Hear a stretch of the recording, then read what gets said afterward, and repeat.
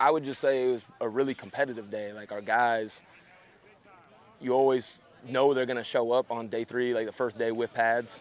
Uh, a lot of times like the defense is more physical. I thought it was really good back and forth though. That was probably the biggest thing I took away from it was like there was good back and forth, really on both sides.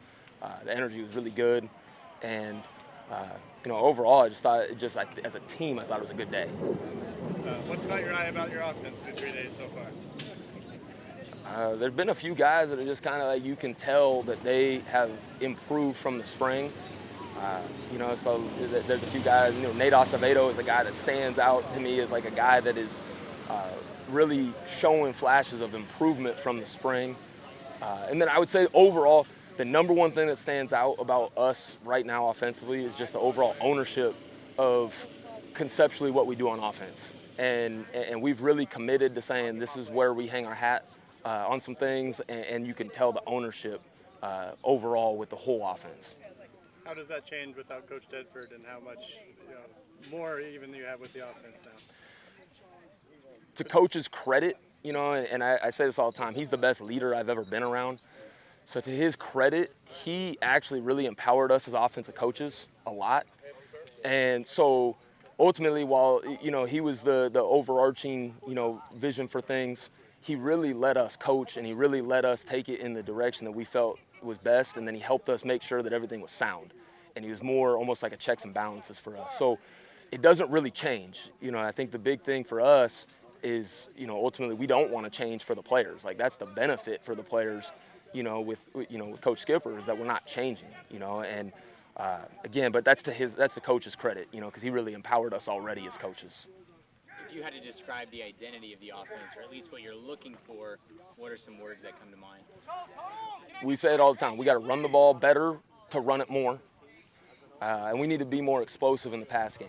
We were, I think we're like number 20 or 25. We were in the top 25 passing the ball in the country last year, but we were pretty low as far as yards per completion. And so we need to be more explosive.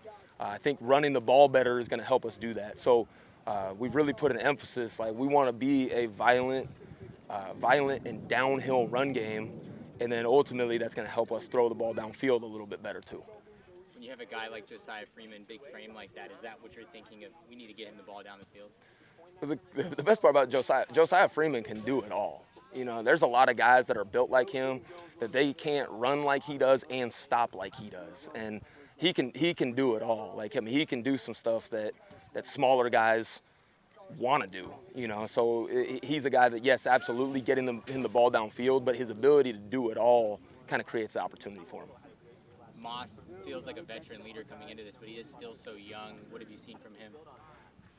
The maturity, the drastic maturity as a person is carrying over. And I say it to the group all the time that when your off the field stuff is in line, your on the field stuff probably in better line too. And he's a great example of that. I mean, he's just his maturity overall. It's pretty cool. I mean, you can call him and you have an adult conversation with him now. So he's just, you've seen a lot of growth from him off the field that's translated on the field. Mikey's really the only one in the quarterback room with experience. How do you get the other ones ready in case they need to step into a game? Mikey's overall ownership of the offense is so high that it kind of allows us to put those other quarterbacks in situations more. Not that Mikey doesn't need to practice those situations, but we're able to divvy those up and put some guys in some more pressure-like situations as a result of that. He's played a ton of football between UCF and last year. He's played a ton of football. So ultimately, it's our job to kind of give those guys other opportunities.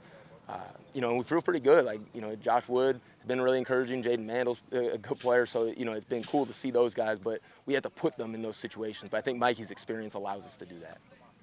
What have you seen from Raylan and Chaden now that you got them and the other newcomers as well? Yeah. Well, Raylan and Chaden, you can just tell that they've played a lot of football. And just their overall approach to the game, consistency. They pick things up. They have like a it factor as far as they just kind of get it about what we're trying to do on offense. And they've really done a nice job kind of assimilating into the core of the offense. And I think they've done a great job with that. And then Lyndon Ravar's done a great job too. He's a guy that I'm excited about as well as a newcomer.